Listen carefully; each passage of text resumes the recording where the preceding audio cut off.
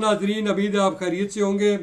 आज मेरे साथ पाकिस्तान मुस्लिम लीग नून आज़ाद कश्मीर के मरकज़ी रहनुमा जनाब कर्नल रिटायर्ड मोहम्मद मारूफ साहब मेरे साथ मौजूद हैं। वो इन दिनों दौरा बरतानिया पर आए हुए हैं। वो जो आज़ाद कश्मीर मुस्लिम लीग नून के नौ मुंतखब सदर थे, उनके साथ वो दौरा बरतानिया पर आए थे। इस दौरान उन्होंने जो है बरतानिया में जो मुस्लिम लीग नून आज़ाद पाकिस्तान के मरकज़ी चेयरमैन है साबिक़ वज़ीर आज़म पाकिस्तान मियाँ नवाज शरीफ साहब से मुलाकात की। इस हवाले से भी उनसे बात करेंगे। कुछ हल्का के अंदर डेवलपमेंट हुई है, उस हवाले से भी बात करेंगे। कर्नल साहब माशाल्लाह बड़े सीनियर सियासी कारकुन भी हैं, अस्करी शख्सियत भी हैं। कर्नल साहब बहुत शुक्रिया, आपने अपना टाइम दिया। मुझे पता है आप आज काफ़ी मसरूफ़ थे, लेकिन फिर भी आपने अपना टाइम निकाला। कर्नल साहब ये बताएं कि ये दौरा जो है वो सिर्फ आपका कोई सियासी मकासद थे या कोई निजी दौरा है? बिस्मिल्लाहिर्रहमानिर्रहीम। आसिफ कुरैशी साहब, सबसे पहले मैं आपका शुक्रिया अदा करता हूँ, आपने मुझे अपने प्रोग्राम में दावत दी। थैंक यू असल जनाब। में ये जो दौरा था ये बेसिकली जो हमारे नौ मुंतखब सदर हैं जनाब शाह गुलाम कादर साहब, जी उनको मियाँ साहब ने इंग्लैंड में बुलाया था किसी मुशावरत के लिए। जी ये वो पहले भी आने की उनकी थी कि ख्वाहिश कि मैं इंग्लैंड जाऊंगा, लेकिन कुछ हालात इस तरह के थे कि पहले शुरू में जब वो सदारत के लिए उनका इंतखाब हुआ तो वहाँ तंजीम साजी की वजह से वो रुक गए। फिर बाद में ये जो थे अपना लोकल बॉडीज इलेक्शन का ऐलान हो गया, जी उसकी वजह से वो रुके हुए थे वहाँ, वो सारे मामला कर रहे थे। तो इस दौरान मियाँ साहब ने उनको बुला लिया कि आप आए लंदन में कुछ मुशावरत करनी है कुछ इश्यूज़ पे। जी तो मुझे उन्होंने पहले कहा था कि हम इकट्ठे चलेंगे, तो फिर मुझे भी उन्होंने कहा कि चलते हैं इंग्लैंड। मियाँ साहब ने बुलाया तो हम फिर इकट्ठे आ गए। 2 तारीख को 1 तारीख को आ गए, मैं भी साथ था। फिर 3 तारीख को हमारी मियाँ साहब से मुलाकात हुई। तो हाँ, उन्होंने आजकल आपको पता है कि वहाँ आज़ाद कश्मीर में अदम एतमाद की बाज़गश्त भी गूंज रही है। साथ जी साथ तंजीमी मामलात हैं, फिर ये लोकल बॉडीज़ के इलेक्शन का मामला था। तो जी इस पे उन्होंने आने से पहले अपनी जो पार्लिमानी पार्टी है उससे भी मुशावरत की थी। जी उनसे सारे लोगों के जो आरा थी वो जान के उन्होंने वो सारी बातें जो पार्टी के लोगों की तजावीज़ हैं या उनकी राय है, जी सारी तंजीमी मामलात पे भी और इस तरह बलदियाती इलेक्शन के मामलात पे भी जी उनको मियाँ साहब ने अपडेट किया है। जी इस पे जो फैसले हैं वो मियाँ साहब ने अभी करना है फैसला जी कि किस मामले में किस तरह आगे चलना है और रहनुमाई देनी है। वो जी बेसिकली उस मशावरत के लिए आए थे और साथ ही मियाँ साहब से रहनुमाई लेने के लिए आए थे। तो सभी सारी चीज़ों पे उन्होंने उनको अपडेट कर दिया है।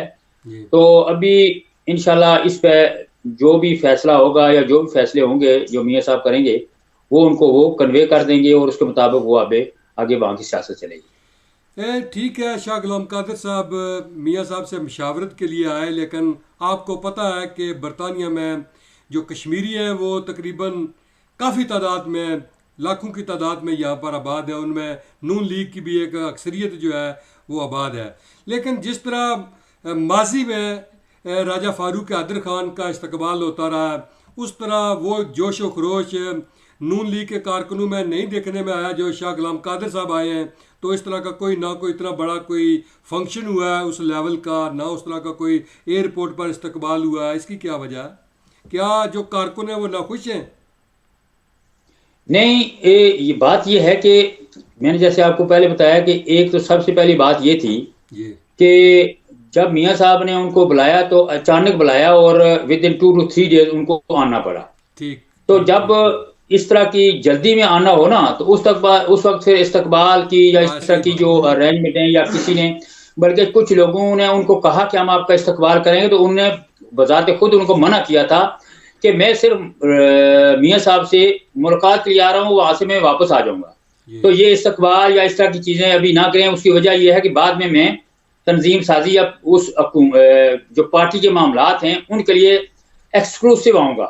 जी तो इस वजह से उन्होंने लोगों को मना किया था। कुछ वहां लोग जमा हो गए थे जो लुटन से या नजदीकी थे, लंदन से कुछ लोग अपने ताई वहां चले गए थे, वरना शाह साहब ने उनको मना किया था। चलो ये बताएं दूसरी कि बात ये जी थी कि जी जी जी पार्टी के मामलात जो थे जी वो इस दौरे के एजेंडे पर ही नहीं थे। ठीक लेकिन चूंकि वो पार्टी का सदर बनने के बाद पहली दफा आ रहे थे, जी तो उन्होंने सिर्फ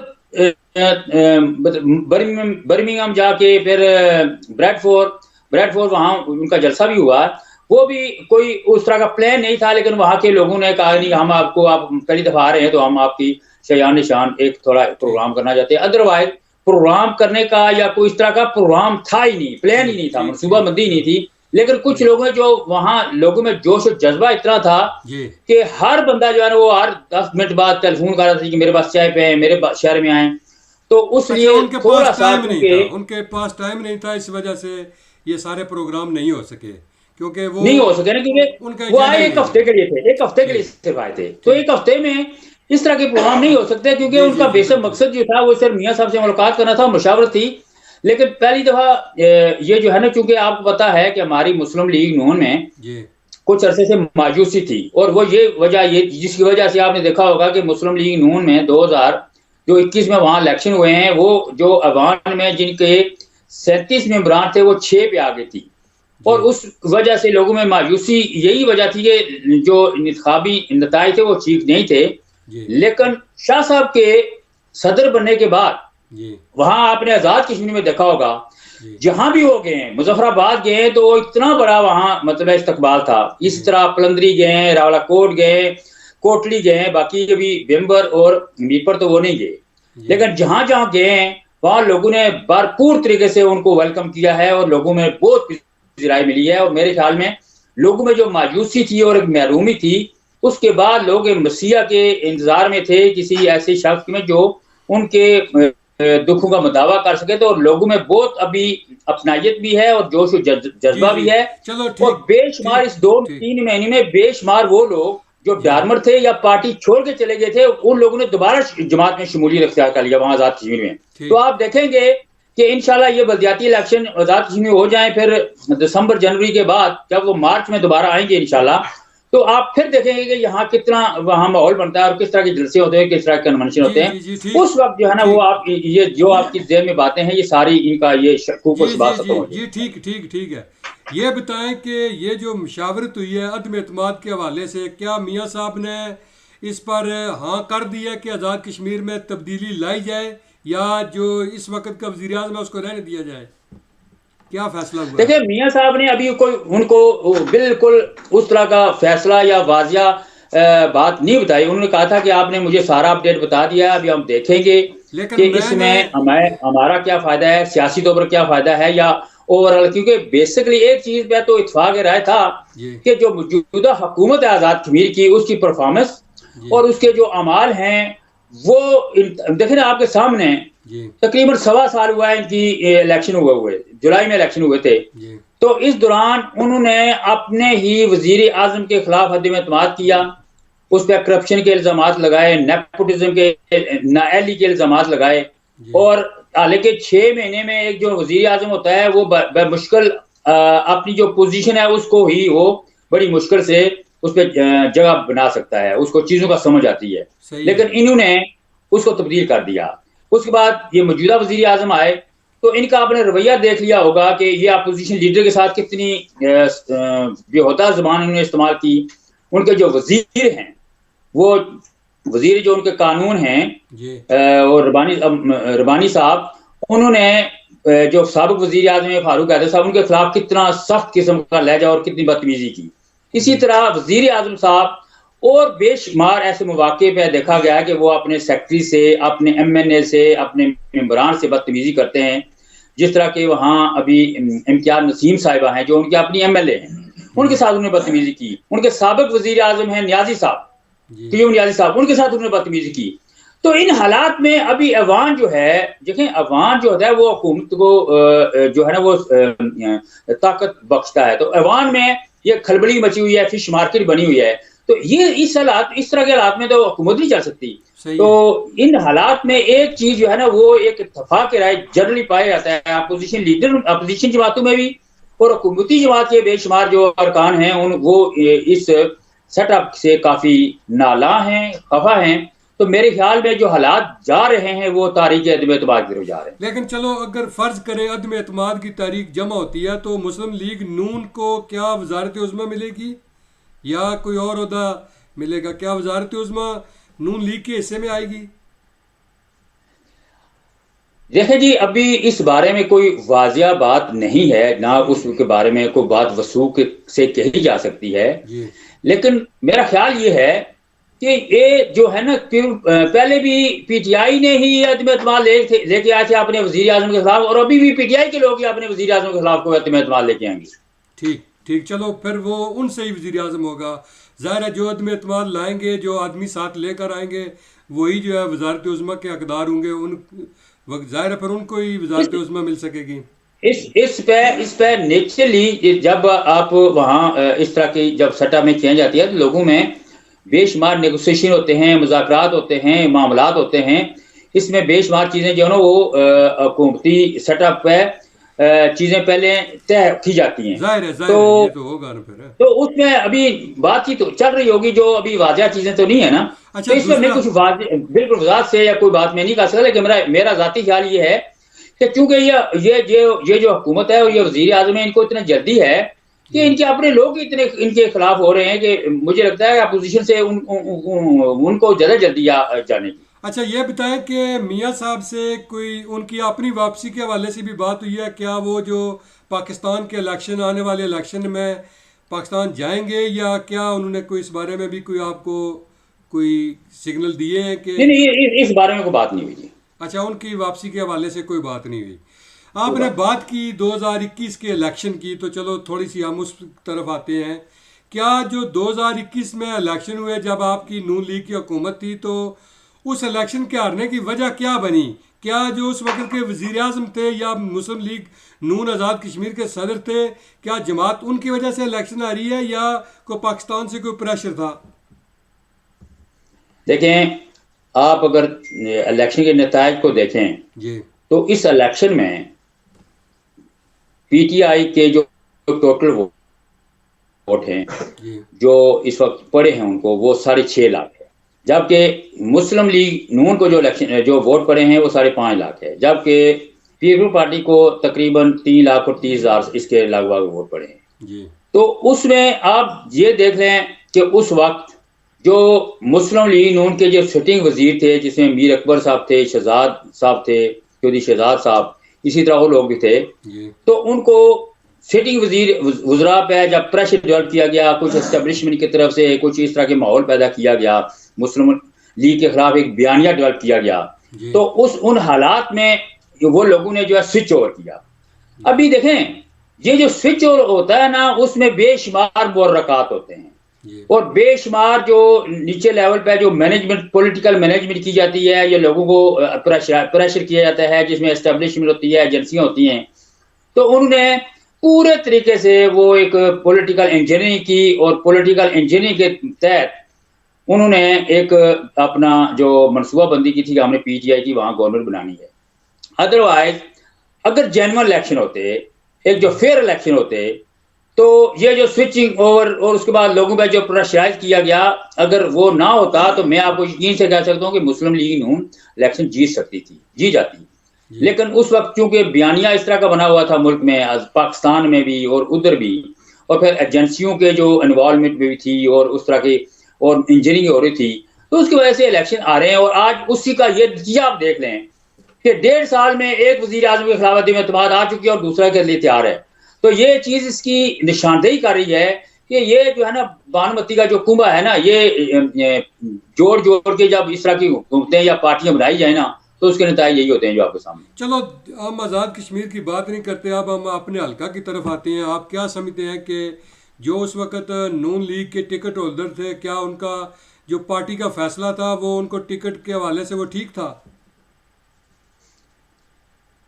अभी कुरैश साहब, ये बातें हो गई हैं, अभी इन पे क्या चलो बस देखें, माजी को सामने रख कर ही आगे बढ़ा जा सकता है। अगर ये हम इस नतीजे पर नहीं पहुंच सकेंगे कि क्या वो फैसले सही थे या आगे फैसले ठीक किस तरह होंगे, जी अगर जो पीछे फैसले हुए हैं उनको सामने नहीं लाएंगे, तो वो तो कह रहे हैं कि मुझे पार्टी के अंदर से ही हरवाने की साजिशें हुई हैं। तो इस हवाले से भी आपसे बात करेंगे कि क्या वाकई उनको हरवाने के लिए ये सारा कुछ हुआ है? कुछ उसमें आप भी उम्मीदवार थे, कुछ और लोग भी उम्मीदवार बने, चलो आप तो बाद में उनके हक में बैठ गए। तो वो कह रहे हैं कि मुझे जो पार्टी के अंदर से हरवाने की एक बहुत बड़ी जो है वो साजिश हुई है। बात यह है कि सबसे पहली तो जो इशू है वो ये है कि ये जो इलेक्शन था, जी ये मुस्लिम जो हालात डेवलप जो किए गए, जो हालात पैदा किए गए, या जिस तरह इलेक्शन को आप ये इसमें इंजीनियर किया गया, उसमें ये मुस्लिम लीग नून का पहली बात यह इलेक्शन था ही नहीं। मैं उस लिहाज से बात कर रहा हूँ। जी दूसरी बात यह है कि क्योंकि वहाँ जो हालात, लोगों के जो गुफ्तगू या लोगों का जो रिस्पांस था वो हमें नजर आ रहा था, इसीलिए हम चाह रहे थे कि जो पार्टी का टिकट है वो तब्दील किया जाए, इसमें क़यादत का तब्दीली होना जरूरी है। जी तो इसलिए हम बार बार कह रहे थे, और जब इलेक्शन के नतीजे सामने आए तो उसे अंदाजा हो गया कि हमारी बात सही थी। आप देखें, आप देख लें, स्टैटिस्टिक्स अगर देखें तो हमारे 3 लोग जो है ना इलेक्शन लड़े थे, जो कि टिकट के उम्मीदवार थे, उसमें नज़ीर इनकलाबी साहब थे, सोहेल सरफराज साहब थे, और उसके साथ अजीम बाग साहब थे। आप अगर इन तीनों के जो वोट थे वो जी अगर जमा करें तो ये जो विनिंग कैंडिडेट था उससे ज्यादा थे हमारे वोट, जी क्योंकि 5300 निकलाबी साहब का थे और 4700 तकरीबन वोट अजीम बाग साहब के थे, और 1650 वोट। तो ये तीनों के अगर मिलाए ना तो ये 11,000 तकरीबन वोट बनता है, जबकि जीतने वाला जो कैंडिडेट था उसके 10,000 वोट थे। तो एक चीज तो ये बड़ी वाज़ेह हो जाती है कि हमारा वोट बैंक जो था वो विनिंग कैंडिडेट था, लेकिन विनिंग हमारा वोट बैंक था, लेकिन वो टिकट की जो अलॉटमेंट या टिकट का जो देना था, जी वो जैसे भी उन्होंने अभी जो फैसला किया, हमने पार्टी का साथ दिया, उनकी डिसिप्लिन की पाबंदी की, लेकिन इसके बावजूद आप देख लें वोट जो था मुस्लिम लीग नून का वो इंटैक्ट रहा। कुछ जी आगे पीछे वोट हुए वो, क्योंकि आपको पता ना कि जी वो तो होता मैंने है। जैसे पहले कहा कि हालात मुस्लिम लीग नून के खिलाफ पैदा किए। अच्छा अच्छा, ये तो बताएं। जी अभी इंशाल्लाह अभी जो माजी में हुआ वो उसको चलो भूलें, अभी चलो, आगे की माजी तरफ देखना माजी चाहिए। माजी को छोड़ें, माजी को छोड़ें। अभी बलदियाती इलेक्शन आ रहे हैं, क्या मुस्लिम लीग नून एक बार फिर उसी तरह तकसीम रहेगी जिस तरह जो जनरल इलेक्शन हुए हैं उसमें भी तकसीम तो ज़ाहिर है, तकसीम हुई है तो नून लीग तीसरी पोजीशन पर आई है। क्या जो बलदियाती इलेक्शन आ रहे हैं उसमें भी नून लीग इसी तरह ही एक धड़ा जो है वो अजीम बख्श साहब क़यादत करेंगे, एक धड़े की नज़ीर इनकलाबी साहब, एक की कर्नल मारूफ साहब और एक की चेयरमैन मालिक साहब करेंगे, इसी तरह ही तकसीम रहेगी, या आप लोग इलेक्शन के लिए कोई स्ट्रेटजी तय करेंगे? नहीं, बिल्कुल स्ट्रेटेजी तय होगी, क्योंकि अभी वो वहाँ जो टिकट की अलॉटमेंट होगी ना, जी उसके लिए वहाँ लोकल लेवल और हल्के, हमारे हल्के में एक कमेटी बना रहे हैं वो, जी और उस कमेटी में सारे सरकर्दा लोग मौजूद होंगे, और वो इंशाल्लाह कंसेंसस से, इत्तेफाक राय से टिकट लोगों को देंगे।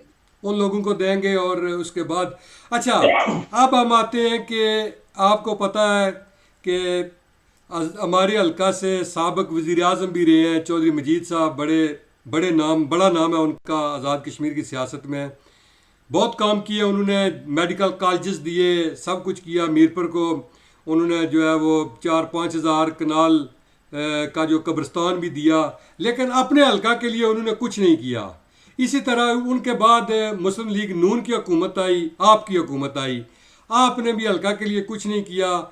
ज़फ़र अनवर इलेक्शन हार गए थे, लेकिन ज़फ़र अनवर हल्का के लिए मेगा प्रोजेक्ट लेकर आए हैं, जिसमें आप देख लें सब डिवीज़न भी उन्होंने बनवा दिया है, तहसील का दर्जा दिलवा दिया है, तहसील हेडकोार्टर बनवा दिया है। इसी तरह उन्होंने और बेशुमार जो है स्कूलों को अपग्रेड करवाया है, कुछ पार्क्स बनवाए हैं, कुछ काफ़ी लंबा चौड़ा जो है वो मेगा प्रोजेक्ट लेकर आए हैं। क्या वजह है कि पीपल्स पार्टी और मुस्लिम लीग नून की हुकूमतें हल्का नंबर 2 के अवाम को कोई बड़ा प्रोजेक्ट देने में नाकाम रही? मेरे ख्याल में आपके पास जो स्टैटिस्टिक्स है ना वो सही नहीं है, चलो थोड़ा बताएं सा बताएं इसमें बताएं। इसमें अपडेट करने की जरूरत है। अपडेट करें पहली जी। बात तो ये है कि आज़ाद कश्मीर मुस्लिम लीग नून की गवर्नमेंट 2016 से लेकर 2021 तक हुई है, और आपको पता होना चाहिए कि जब मुस्लिम लीग नून की गवर्नमेंट आई तो उस वक्त डेवलपमेंट का जो बजट होता था तकरीबन 12 अरब रुपया होता था, और मियां नवाज शरीफ साहब ने उनको डबल कर दिया था, 24 अरब कर दिया था। बिल्कुल इसे और ऐसे ही है। हर हल्के पूरे आज़ाद कश्मीर में जितने भी इंटर डिस्ट्रिक्ट जितनी भी शाराएं हैं वो सब पकी हुई हैं, जी। और आज अल्लाह के फजल करम से आज़ाद ही में कोई ऐसी इंटर डिस्ट्रिक्ट की शाहराह नहीं है जो पक्की ना हो, और वहाँ लोगों में अभी इस वक्त नहीं, जिस ये जो कोटली रोड है, ये तो पीपल्स पार्टी के दौर में बनी थी। ये जो कोटली कौन सी, F1। नहीं नहीं नहीं नहीं नहीं नहीं नहीं नहीं नहीं, ये देखें, ये सिर्फ और सिर्फ खालकाबाद से लेके तो ये इस्लामगढ़ तक चौधरी मजीद साहब ने जब इलेक्शन हो रहे थे उस वक्त बनाए थे। अदरवाइज इवन इस्लामगढ़ से भी आगे वो रोड नहीं बनी थी, आपको पता होना चाहिए। ये सारी उसके लेकिन बाद लेकिन मुस्लिम लीग नून के दौर में बनी ये है। मंसूबा और जो है वो और उनके जो दौर में था। जो रोड है वहाँ ये पलाग से आगे, वो भी इसी दौर में बनी है। सिर्फ और सिर्फ उसने ये एक दरमियान में को 10 किलोमीटर का जो एक टुकड़ा था वो खालकाबाद से लेके इस्लामगढ़ तक बनाया था। जी। अदरवाइज कोई रोड उस दौरान में पक्की नहीं हुई। आपको जी। ये इंफॉर्मेशन आप अपडेट करनी नहीं, चाहिए। मैं अपडेट इसके की हुई अलावा है, मैं अपडेट की हुई है, क्योंकि पीपल्स पार्टी के दौर में ये सारी हल्का की जो सड़क थी कोटली रोड, देखें ये मंसूबा उन्होंने बनाया था और उसके बाद उनके दौर में आधी, बिल्कुल सही बात है, कंप्लीट हुई। और मंसूबा तो वही चल रहा था ना, पैसे वो रख कर गए थे कि आइंदा जो बजट होगा उसमें वो जो है वो मुकम्मल होगी। ये तो मंसूबा हो गया उनका, वो कह रहे हैं। नहीं, और देखें देखें, बात यह है कि सबसे पहली बात यह है कि जब हमारी गवर्नमेंट आई तो मैं बताऊं आपको, ये जो इस्लामगढ़ से आगे जो रोड है ना, इसकी टोटल दोबारा रीमॉडलिंग हुई, क्योंकि जो मजीद साहब ने, चौधरी मजीद साहब, जी। उन्होंने क्या किया था, जो ऑलरेडी एग्जिस्टिंग रोड थी उसको सिर्फ कारपेटिंग कराया था। आपको पता होना चाहिए, उस रोड को सिर्फ उन्होंने उस वक्त वो जिस तरह कॉस्मेटिक नहीं होती, वो उन्होंने सिर्फ कारपेटिंग कराई थी। और बाकी उसके बाद ये इस रोड की दोबारा असेसमेंट, दोबारा इवैल्यूएशन, दोबारा पीसी1 बना था। और अच्छा। उसकी दोनों साइड पे, और उस रोड को भी उखाड़ के उनने उस पूरी उसकी जो जो चलो चलो, फाउंडेशन दोबारा। रोड की रीसरफेसिंग चलो आपने करवाई, मान लिया जी, ये नून लीग ने करवाई। लेकिन क्या वजह है कि आपके दौर में इतना बजट होने के बावजूद ना तो चक्करियाम ब्रिज मुकम्मल हो सका, ना ही सब डिवीजन का दर्जा दिया जा सका, ना ही हल्का में कोई जो दो बड़े हॉस्पिटल थे उनको कोई अपग्रेड किया गया। इसकी क्या वजह थी? क्या? जैसे सबसे पहली बात तो ये है कि हम तो उस वक्त भी चीखते रहे कि 2013 में जब डैम में पानी आया था तो ये उस वक्त वजीर आजम था चौधरी मजीद, और ठीक। चौधरी मजीद साहब 3 महीने मुजफ्फराबाद छुपे रहे और अपने लोगों को डैम में डुबो दिया। वो वक्त था कि इस प्रोजेक्ट को कंप्लीशन से पहले पानी नहीं आना चाहिए था। ये ठीक। उस वक्त के प्राइम मिनिस्टर की नालायकी और नाअहली थी कि जी। उन्होंने इजाजत दे दी, पानी आ गया। बात यह है, इस मुल्क में जो काम कराने का जो तरीकाकार होता है वो यही होता है कि जब किसी की जरूरत हो उसको थोड़ा सा आप प्रेशराइज करें। उस वक्त गवर्नमेंट पाकिस्तान या वापटा को ये जल्दी थी, जल्दी जल्दी पानी आए। तो उस वक्त के वजीर आजम साहब 2013 में वहां मुजफ्फराबाद में छुप गए और अपने लोगों को डुबो दिया। और कितना उस वक्त नुकसान भी हुआ, लोगों को टाइम ही नहीं दिया गया। उसके बाद 2000, उसके बाद भी 3 जो है ना वो साल थे, उस दौरान उसको कंप्लीट होना चाहिए था। मुझे ये जी। बताएं जी। कि जो हल्के का वजीर आजम रहा, जो एमएलए रहा, और इवन हमारे दौर में भी एमएलए वही था, जब उनको ही इस इलाके से दिलचस्पी नहीं होगी तो हम तो हारे हुए लोग थे, हमारी तो उस तरह की वेट वजन ही नहीं था। मैंने पहले लेकिन कहा है इसके ना। बावजूद आप अगर देख लें, जितनी भी बजट की अलॉटमेंट, क्योंकि बजट की जो अलॉटमेंट होती थी वो ये होता था कि 60-40 हो रही थी। जी। 60% जो है वो एमएलए को मिलती थी और 40% जो वहां का टिकट होल्डर था उसको मिलती थी। तो वो जो 60% वाले जो मेन जो ड्राइवर था फंड की डिस्ट्रीब्यूशन में, वो चलिए, एमएलए होता था बिल्कुल सही बात है, उस सही बात वक्त है। में। सही लेकिन बात इसके है। बावजूद आप देख लें पूरे हल्के में इस दौरान 35 करोड़ से भी ज्यादा लोगों में डेवलपमेंट, गलियां और उसके अलावा जो लिंक रोड हैं वो पक्के हुए हैं। और अल्लाह के फजल करम से आज हमारे हल्के में जितनी भी जो मेन सड़कें और गलियां हैं वो पक्की हुई हैं। मैं ये नहीं तो कहता कि वो दूध की शाहराहें बह रही हैं, लेकिन जितनी डेवलपमेंट हुई है इस दौरान में वो एक तारीखी है, इसको कभी भी आप जुटलाएं ना। इसके नहीं नहीं, अलावा भी हम इसको हमारे जुटलाते नहीं है, लेकिन कोई मेगा प्रोजेक्ट तो नहीं है इस तरह। मैं वो बात कर रहा हूँ, डेवलपमेंट आपने की होगी, मैं नहीं कहता कि लोकल सड़कें आपने नहीं बनवाई होंगी। मैं कहता हूँ कि जिस तरह सब डिवीज़न आज बना है, क्या जफर अनवर एमएलए है? जफर अनवर भी एमएलए नहीं है ना। जफर अनवर भी इलेक्शन हार चुका था, लेकिन उसने एक टेक्निकल कॉलेज लेकर आया है। आज वो जो है हल्का में तहसील का दर्जा दिलवा दिया है, तहसील हेडक्वार्टर बनवा दिया। इसी तरह बेशुमार स्कूल हल्का के अंदर अपग्रेड करवाए हैं। मैं कहता हूँ कि अगर वो हार कर भी इतना उसने इतना कुछ लिया तो हमारे हल्का में आप भी 40% आपको भी मिल रहा था, नून लीग को भी। तो आपका वजीर आजम भी बड़ा ताकतवर था, उसने क्यों नहीं किया ये सारा कुछ? बात यह है कि ये तनवीर साहब जो ना, सरदार तनवीर साहब, ये अभी मेहमान हैं। तो जब मेहमान होता है ऐलान बहुत करता है। ये तो जब टेक्निकल कॉलेज बनेंगे, जब ये टेक्निकल कॉलेज बनेंगे, अस्पताल बनेगा, कौन जीता है तेरी जुल्फ के सहारे होने तक, ये ऐलान अच्छा, तो अच्छा, आपको पता पीटीआई का शोशा है पाकिस्तान में। इमरान खान ने पता नहीं क्या क्या ऐलान किए और क्या 4 साल में क्या क्या मुल्क को तबाह करके रख दिया। तो ये ऐलानात पे बात नहीं बनती, प्रैक्टिकल जब काम होगा उस वक्त मैं बात आपसे करूंगा। ये सब ऐलानात हैं अभी, तो देखते हैं ना। अभी तो देखे ना, एक भी तो ऐलान हुए, अभी तो 4 साल पड़े हुए हैं। तो ये चूंकि मेहमान है इसलिए ऐलान किए जा रहे हैं। देख लें तो मेरे हर महीने 2 महीने में बाद ये वजीर आजम ही नहीं होगा, ये सब कुछ फारग हो जाएगा। ऐसी एक कागजी कार्रवाई है लोगों को बेवकूफ बनाने की। ये तो देखते हैं कि आने वाले दिनों में क्या होता है। ये अगर ना भी रहे, लेकिन जो वजीर आजम का ऐलान होता है उस पर हमेशा देखा है कि अमल दरामद ज़रूर होता है। क्या आप, चलो अमल दरामद होता है या नहीं होता, क्या जफर अनवर की इस काविश को आप तस्लीम करते हैं कि उसने एक अच्छी हल्का के लिए काविश की है? देखें जी, बात यह है, मैं ये समझता हूं कि सबसे जो जरूरी काम है ना हमारे हल्के में, हमारे इलाके में, वो है रठोआ अरियाम ब्रिज। रठोआ अरियाम ब्रिज जो है ना, उस पर कोई काम नहीं हो रहा। ये सब ऐसे ड्रामा कर रहे हैं। मैं आपको प्रैक्टिकल बताता हूं, अगर कहें तो मैं आपको एविडेंस दिखा देता हूं। हमने एक पटिशन जो है ना, वो जो वजीर मनसूबाबंदी हैं एहसन इकबाल साहब, उनको दी हुई है और उन्होंने इस पर पूरी एक कमेटी बनाई हुई है। वो कमेटी इस पर काम कर रही है और इंशाल्लाह बहुत जल्द इस पर पूरा लाया अमल आएगा। इस पर वो लोग जो उसके जिम्मेदार हैं दिल्ली के, उनकी भी निशानदेही होगी। और उसके बाद इसको मजीद बजट की कितनी जरूरत होगी वो भी पूरी वर्किंग होगी।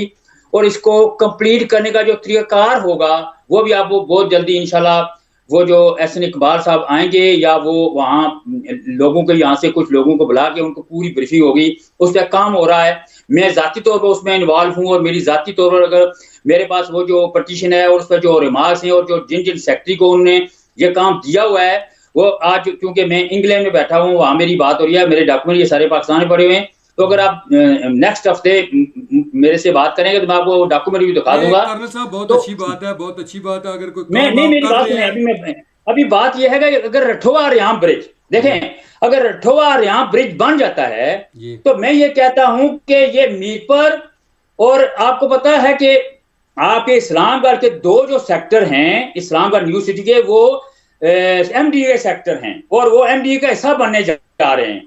तो मैं कहता हूं कि ये पूरा जो कॉम्प्लेक्स है इसको आप मीरपुर एक मेट्रोपॉलिटन बनाई जाए, तहसील की बजाय इसको पूरा मेट्रोपॉलिटन डिक्लेयर किया जाए इस पूरे कॉम्प्लेक्स को, तो वो बहुत अच्छा होता है। ये तो ऐसे वो सियासी स्कोरिंग के लिए उन्होंने ये ऐलान किया है। मेरे ख्याल में देखें, तहसील बन जाने से लोगों को फायदा वक्ती जरूर होगा, लेकिन इन द लॉन्ग रन इसको मेट्रोपॉलिटन अगर बनाया जाए, पुल बनाया जाए, तो पुल जब बन जाएगा तो मीरपुर शहर से इस्लामगढ़ कितना दूर है, 3 किलोमीटर के फासले पे है वो। तो आप क्या समझते हैं कि ये मेट्रोपॉलिटन बने उससे बेहतर होगा, या ये इसको तहसील का दर्जा आपको रूरल एरिया में रखेंगे? तो ये पॉइंट स्कोरिंग है जनाब, ये सब पॉइंट स्कोरिंग है।